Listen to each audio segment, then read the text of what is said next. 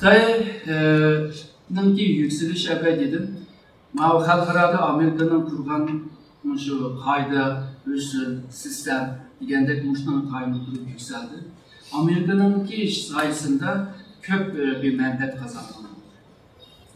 Ama Xitay güçlendiğinden ki başka bir yolda meniş lazım.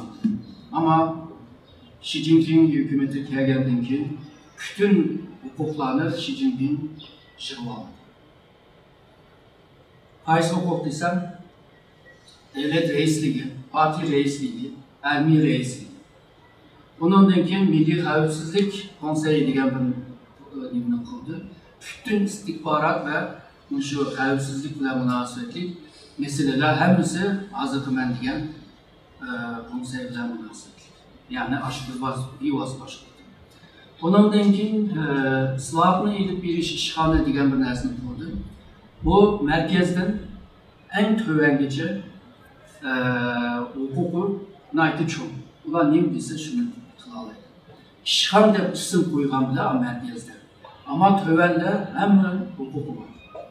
Bu 5 hukukunu yapılan gibi kalan hukuklarıma ilişkitiriş var. Normalde Xi Jinping'deki aciz liderler hukukunu başta kollayıcı durup onundaki icraatlarını başlaydı. Diğer geçime normal, tarihte mıcız bir bu. Ama normal olmayan hukukunu yapıldığından keyin bu bütün hukukunu qanday iş qilish kerak, nima siyasetlarni ilib berish lazım. Bir yerde bir qancha yol var. Birisi mevcut, yani Mao Zedong'ninki 10 yıldan beri sürüp gelgen, yani sürdürüp gelgen siyasetini devam qilish. İkinci yolu bo'lsa şu harpleşiş. Çünkü iktisadi terakkiyat çok demokrasi tüzüm bile maslaşkan vaktada texmi yaxshi terakki qildi. Üçüncü bo'lsa Xitoycha bir demokrasi yo'lga kirish. Ama Xitoy bunda qilmadi. Bunlarni tanlamadı. Tanlagan yolu Mao'nun vaxtida ki bu diktatörlük bir tüzümünü tanladı. Ve bu yolda minmadıdır. Xitoyni texmi Çin tuttu. Bundaqda hem sırtqa hem işçide yürgüzüvatkan bu katı kolluk siyaseti bile birlikte dünyada bir hegemonya güçlü kurup çıkış kıyım bulur. Çünkü seninki bu tüzümünü halkıradaki devletler kabul kılamaydı. Seninki bu davranışlarını, bu pozisyonu kabul kılamaydı. İkincide dünyaya bir ideya sunamadı. Yani Xitayni qoğdaydigan bir ideya.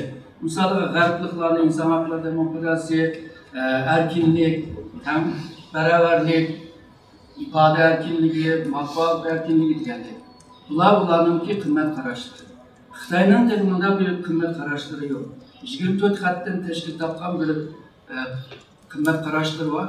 Ular hammasi shuvardeklar. Onu başka devletler var, onu kabul kılamaydı. Yani çıkıp kelgen çağda Xitoy dünyaya içilişemez, işçiye müdahale kiliş, içselleşme deyimiz var, içkileşiş. Bu yolunu tanıgan değil, Xitoy'nın kelgüsünde dünyanın umumi bir güç buluşu ya da Amerika'nın yerini ilişi kıyın bulur. Yani bu xil ahval Xitoyning kelgusini texmi acizlashtirdi deb o'ylayman. Undan keyin iqtisodchilarni yaxshi biladi. Xitoyning iqtisodi hozir tiz taraqqiyot emas, asta taraqqiyot bilan bilmoqda. IMF'ning ko'z qarashiga qaragan chog'da, ya'ni ularning tadqiqot qilgan chog'da Xitoyning kelgusida %4 tizlik bilan taraqqiyot qildi. Normalde %6 Xitoyning iqtisadi taraqqiyotning psixologiya chegarasi. %6 töven tushib ketgandan keyin nurg'un shirkatlar yopildi, nurg'un fabrikalar yopildi. Bu yerda ishsizliklar yaratildi. Bu ishchilar hammasi yezdin kelgan. Yezdin kelib, shaharga kelib ishchi bo'lib olgan. Shuninga Xitoyga buni nomingun deydi, ya'ni ishchi, ishchisi. Bu xalqlar, bu adamlarning yurtida, yezisinde onun kalan işle kalmıyor. Şununla bular şehirde kılışığa mecbur. Hem adetleşip kaldı, günüp kaldı bunlar. Hem de şehirde tapılan pul yüzden yığım köfte yapıldı. Şununla şehirden ayrılmaydı ama işsiz. Nim buldu bu vakıda? İçtimai meseleler çıktı. Yani bir yerde cideller çıktı. Bulaydan, talaydan, oğullar. Bunlar ahvala buluş mümkün.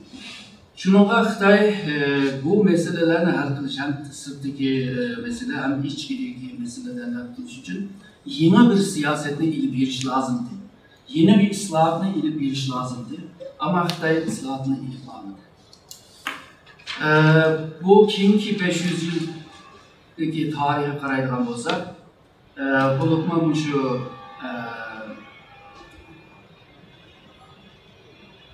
İspanya, Portekizlerinki denizge içilişi ve coğrafyana tepişi diyendek, bu harflerinki nezirinde ama da düşünüyoruz. Yani olmasa o kıtalar, o coğrafyada batıl. Ular köyde, bu harfler biletti zaten. Bu aşırı yaşamından var. 500 yılın içinde nurgun devletler yükseldi. Misalga Portekiz deyimiz, İspanya deyimiz, Hollanda deyimiz, Fransa deyimiz, bundan da İngilizce deyimiz, Alman deyimiz, Rus deyimiz, Japon deyimiz, hazır Amerika deyimiz ve hazır yükselgen Xitay deyimiz. Bu şu yükselgen devletlerinki nimede yükseldi, yani kaç sebeple yükseldi diyenge qaraydigan bolsak, xil sebepleri var, okuşmaydı ama umumi sebeplerden biri bolsa, bu şu ben diyendek ideya cette ilgar buluş. Konu ideyane yani çıkıp yani cemiyetten başvurmayan nizam, hude konu bir kompütürga yeni program yerleştirgen. O belki kıyılıp işleydi ama yenilik yaratamaydı. Şununla ilgar bir ideya, aldığı karak mangan bir ideya lazım. O ideyanın o ideyaya uzuq bergen nerse medeniyettir. Yani kültür. O kültür eğer de bir aşınında bir ideyaya bir yardımcı bulanırsa ona yeni ideye bulmaydı. Onun için devletlerin birliği, yani devletin işçideki halklarının birliği oldak kılış. Yani bunları merkezleştiriş. Mesela Hollanda Çiçilan bu bir nimeti, derebelik devletimiz, yani bir yere bağlanılan ama öz aldığı devlette görüngen da siyasi kurumlar. Bunlar İspanya'ya bağlandı. Şimdi bu İspanya hem pulumuzu hem o alırdı ki, maaşını o alırdı ki, paydasını o alırdı ki, biz nime tölepler, şundan bay olamaydık ya biz çok tölepler. Bunun da bizim işte bir hakimiyet, umumi bir hakimiyet kursak olmam burada. Ben diye her bir kale de bir hakimiyet var da. Aşık kaleden ki reisleri hepsi bir yere geçirip bir umumi bir hakimiyet kurdu. Bu hakimiyetin kurulan hamakla İspanya'ya meydan okudu. Yok aldı senin ki bu variyeni biz kabul kılmayız. Şununla bu birlik. Yani bir devletin yükselip çıkışı memleketin içindeki bir birlikini saklamış. Ona bir uyumlu halde ekiliş lazım da. Onun için bu teknoloji cette bir yenilik yaratış. Bir yerdeki yenilik o inovasyon. Bunu kılış yani yeni bir icadını yaratıp durup terapiyat. Yenilik. Bunun başka hiç bakmadan bir işini kılış lazım.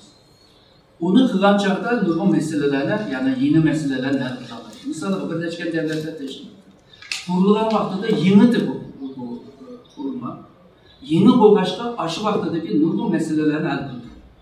Mesela nurgun şu pencetten, içtimai benler olsun, her sahada terapiyetiye nurgun tövbe koşkan bir teşkilat. Ayalla, balla, şu sanat, hem ciddi. Hatta Afrika'daki ve başka yerdeki kemerlerle yardım kılıç, bir yerde can olsa, o yerde tinçlik, ermiye evli teşkilatı, Filistinliklerle en kötü olduğu Birleşken Devletler Teşkilatı. Şununla bu teşkilat öz vaxtıda yepyeni bu başka efendim nurgun yeni meselelerini el kıladı. Hazırki çıkan yeni meselelerini o kona Birleşken Devletler Teşkilatı'nın kurulması el kılamayla alındı. Şununla azı ciddiler çıkmadı. Şununla yenilik yaptış bir yerde naitim oyun. Bu teknoloji ceptemişinde, tüzüm ceptemişinde. Misal bir devletin kurulmasındaki tüzümler önümlük buluş lazım. Yani tüzüm bir işinin önümünü yaptalar. Ben mın tırışsam bir önüm bir nersini kılmam desem o tüzüm yaxşı olmasa onu yana kılamayım. Xitay'daki tüzümleri koydu. Bunun yanında başka nimeler oluş lazım. Mesela marif, yaxşı, kabiliyetlik, seviyelik, anlık, kalısı uçuk adamlarını yetiştiriş lazım. Bu adamlarını yetiştiremesem o zaman devletin yükselişine bir faydası yok. Jığıp kelgen çağda bir devletin yükselişi aslında bir medeniyetin yükselişi. Yani dünya halkına bir rol model oynaş. Ama Xitay bunu kılamıyor. Xitay aslında şu Buncaban'ınki vaxtıdırlar ıslahatına ilip giriş lazımdır. Siyasi, iktisadi, kanun, cemiyet, muharif dilinde. Onu kılamadı. Hem de Canzamim onlarınki vaxtıdın mı kat kolluk ile başvuruyordu. Ondaq da Xitay'ınki kendisi sual işareti.